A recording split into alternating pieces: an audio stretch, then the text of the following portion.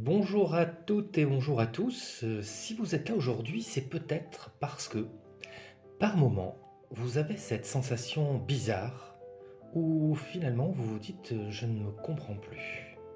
Ou bien je sais ce qu'il faudrait que je fasse, mais je ne le fais pas. Ou encore, j'ai l'impression d'avoir plusieurs personnes dans la tête.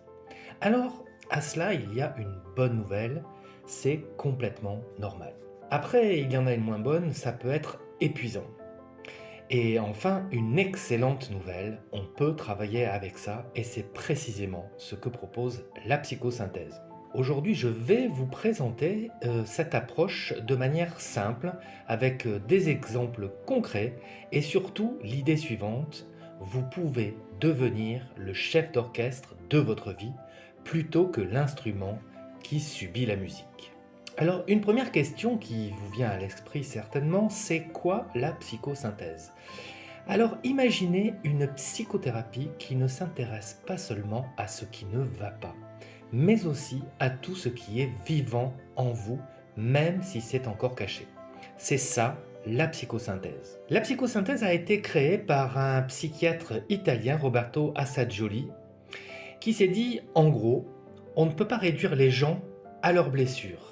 Il y a aussi chez eux un potentiel, une créativité, des élans, des valeurs, une sorte de noyau sain.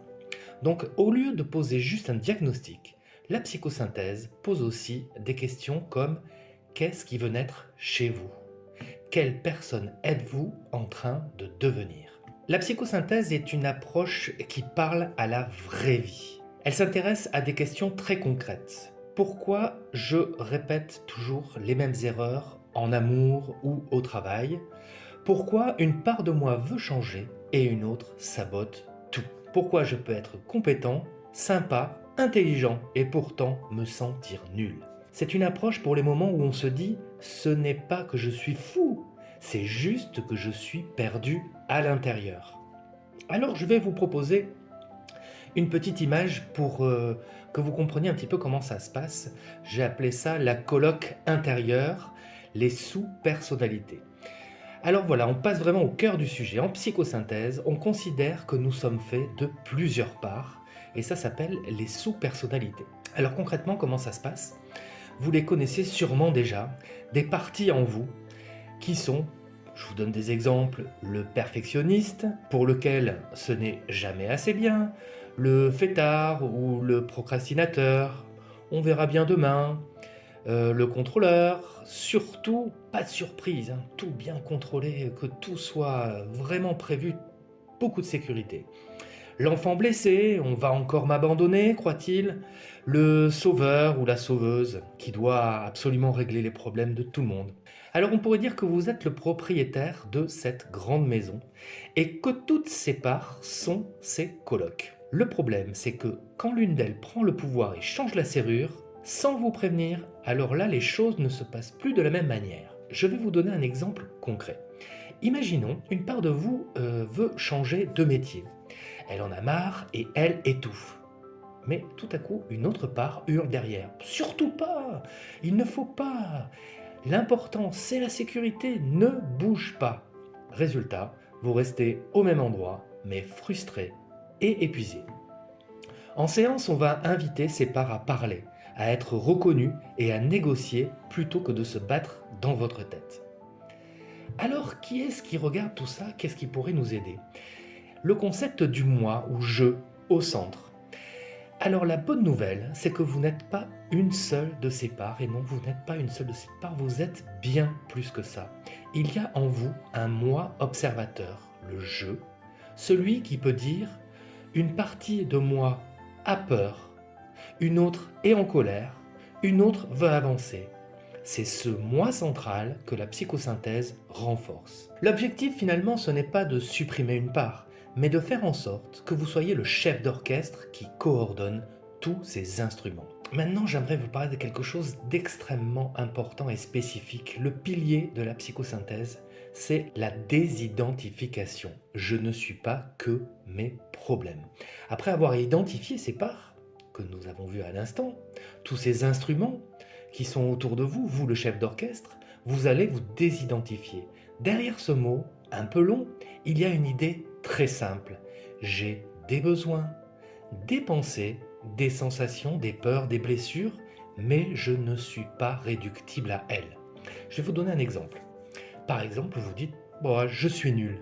Après un échec, beaucoup de gens pensent je suis nul. En psychosynthèse, on va doucement déplacer la phrase vers en ce moment, je me sens nul. Ça a l'air tout bête comme ça, hein, mais c'est une révolution parce que je suis nul, c'est une identité bloquée, je me sens nul, eh bien c'est une émotion passagère dont on peut s'occuper. La liberté intérieure commence quand on découvre qu'il y a un espace entre ce qui m'arrive et ma façon de répondre. Par exemple, quelqu'un vous critique. Automatiquement, vous pourriez attaquer, vous offusquer, ou bien vous effondrer ou fuir. En travail thérapeutique, on apprend à observer ce qui monte. Respirer, choisir comment répondre. Ce n'est pas magique, ce n'est pas instantané.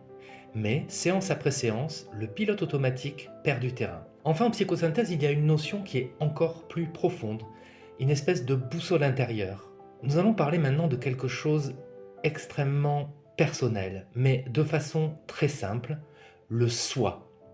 En effet, au-delà du quotidien, le soi, c'est ce qu'il y a de plus essentiel en vous. Ce qui ne se résume ni à votre CV, ni à votre histoire familiale, ni à vos symptômes. On peut l'appeler la boussole intérieure, l'axe, le centre profond, la source, selon votre langage. Alors ce soi, comment est-ce que cela se manifeste concrètement? Eh bien, il se manifeste souvent par des intuitions.